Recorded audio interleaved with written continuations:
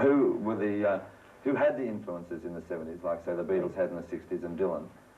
Who would you personally name as the people or groups that had the big influences on the 70s Oh, I music? should think Sharon John, without a doubt. Sharon, yeah. You mean they Elton? are huge influence over everybody. Right. Would you agree, chaps?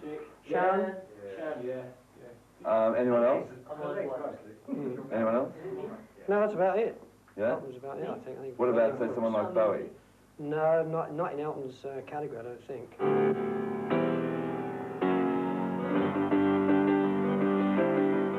The future chairman of Watford Football Club is doing all right at his chosen profession. The little piano player between May 72 and October 73 turns out 3 superb albums that generate very hefty sales.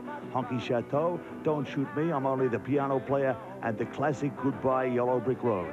And the term superstar is used to accommodate this man's status.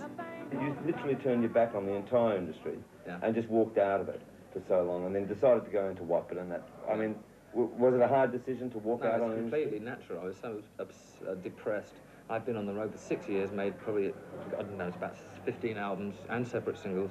And I was just disillusioned with my voice, my piano playing, and after 6 years, fed up with the lifestyle. As far as like touring all the time and not have any time to myself. Well, a lot of records were broken during that time. Like, for instance, you know, the Bee Gees sold the biggest amount of albums, etc., etc. Peter Frampton, live album. Peter Frampton. Yeah. And you broke an immense record by going to #1 with Captain Fantastic the first weekend on the American Albums chart. Does the challenge become hard after that? Or it's not. I'm not obsessed by it anymore. I'm not. Were you? No, I wasn't obsessed. When Captain Fantastic came in at #1, then I wanted the next one to come in at #1, and it did. But then you tend to want everything to be #1, and you suddenly realise you can't. And I did probably become a bit obsessed with being #1, and I'm certainly not obsessed anymore. Now, a New York writer quoted you as saying just recently about ego, that you wrote Ego about a lot of people, and he quoted David Bowie and said that you thought he was a pseudo-intellect, and you didn't like pseudo-intellects. And that the Rolling Stones, as much as they were good on stage, good on record, were boring on stage. I mean, did you really write Ego about those sort of people? Absolutely. The reflection of the 70s? Yeah. Why? There's a lot of me in it as well. I'm not just saying that. Because I just thought it's true, you know.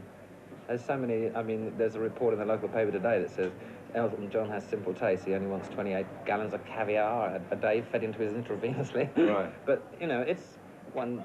Were the 70s Ego? Oh, yeah. The 70s were the big money era, the first big money era for the groups. Because after I changed, when my first record contract came to an end with MCA, John Reed negotiated a contract with MCA in America, which is the first multi-million record contract. And it changed the face of record deals.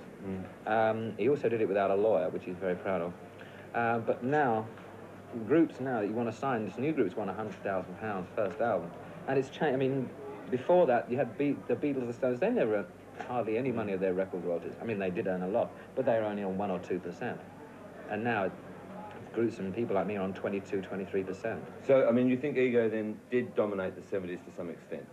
Yes, it was the super groups, wasn't it? It was the superstar, the megastar. When they ran out of the word superstar, they started using megastar. Well, record producers seem to become sort of stars in their own right in the late 70s as well. Record producers and lawyers. What are your opinion on record producers? I'm a great believer, as Mike Chapman made the Knack album, and he's an excellent producer of pop records, probably the best in the world at the present time.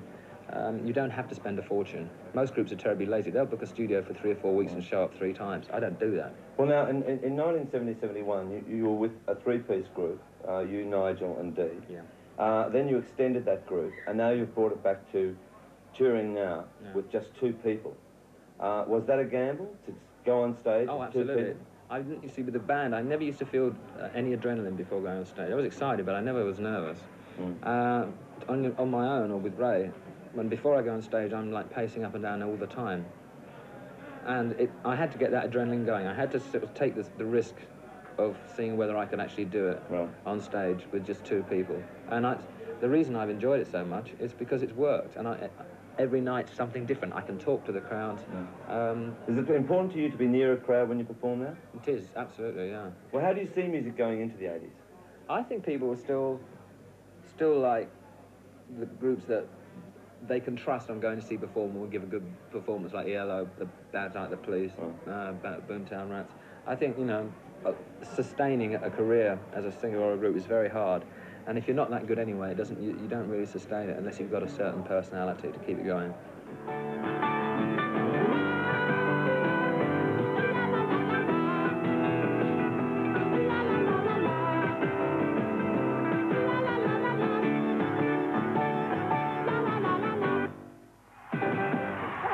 We personally aren't happy at all about the way radio stations in various capitals. No, unfortunately, various things, right? no, not at all. Unfortunately, we probably need another national television show again.